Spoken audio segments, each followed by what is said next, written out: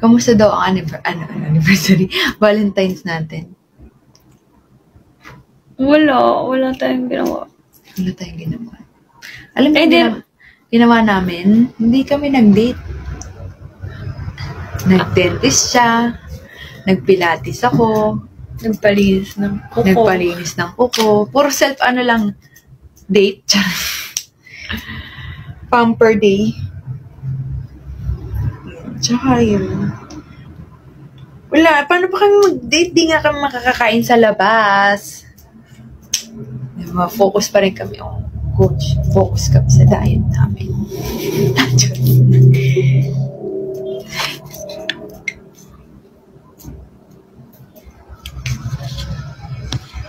Dami na palang comment.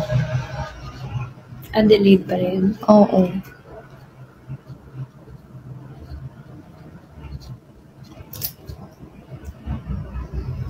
Regular na ba?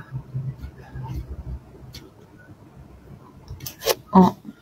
Sige, ito. Tatanong ko sa'yo, yung tinanong sa akin sa OneSport. Ano?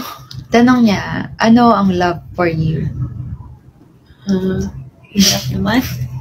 Kaya nga, di ba? Tama ba yung sinabi ko? Hindi, parang sa akin lang yun. Para sa'yo, ano ang love? Di ba ang hirap sagutin? Ang dami mo ata sagutin. Mahaba mo sagutin. Medyo. Nahirapan pa ako na din.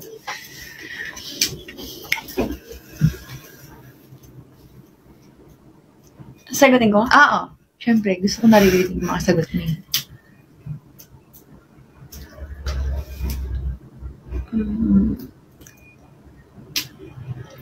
Siguro yung love, hindi ako sure. Hindi ka sure.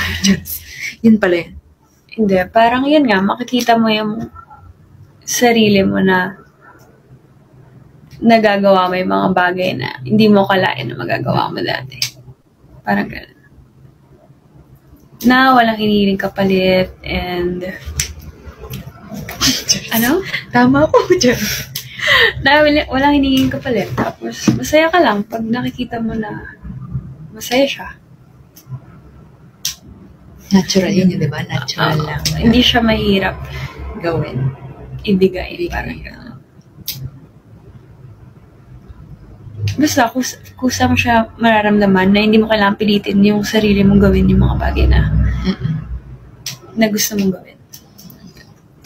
Kasi may nabanggit ako doon kasi parang sabi ko, parang dati ang hirap, parang hirap pagmahal ganun. Ano bang mga kailangan mong gawin para mapadali mo ma-feel yung love, ganun. Parang kailangan ba lagi part yung nasasaktan ka, ganun. Diba? Ganun ba yung klase ng love? So, parang nasabi ko doon na ngayon, hindi na ganun kadali. Ay, makahirap. Parang ganun kadali lang siya na-feel na, ay, ganun pala mag-love. Ganun pala yung love. Ganun. Yun nga, natural lang siya na-feel. Yung madali lang, madaling sumaya, mapasaya, madali nyo mapasaya yung isa't isa. Ganun. Ang dali lang gawin yung mga gusto mong gawin para sa kanya kasi yun yung na-feel mo. Parang di ko kailangan, ito nga gawin mo kasi ito yung gusto ko. Ganon. Parang, nagkukusa kang gawin yun kasi gusto mo siyang gawin. Gusto ko gawin sa'yo. Ganon. At saka, I guess, attentive ka sa kung ano yung gusto ng partner. Ayun din. Alam mo, ayun din. Oo nga, no, oo. Kasi dati, parang di ako masyadong parang alam niya rin yun. Kasi nung nagsisimula kami, hindi ka hindi, parang hanggang ngayon, hindi ako sabi mo sentimental. Hindi siya sentimental. Yung kunyari, natatandaan mo yung mga ganon, yung basta malilit na bagay, tapos yung mga detalye na, ay, upo nga ganon. Tsaka, hindi ako ganon eh. Ngayon lang ako talaga nakakapansin ng mga ganong bagay. Kasi siya, sobrang ganon siya.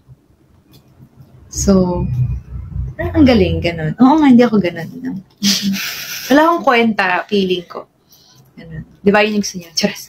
Wala ako. Hindi lang ako maganon. Parang iba lang yung way ko ng binibigay kong love language. Pero, pwede ko pa pala siyang magawa yung ganong klaseng love.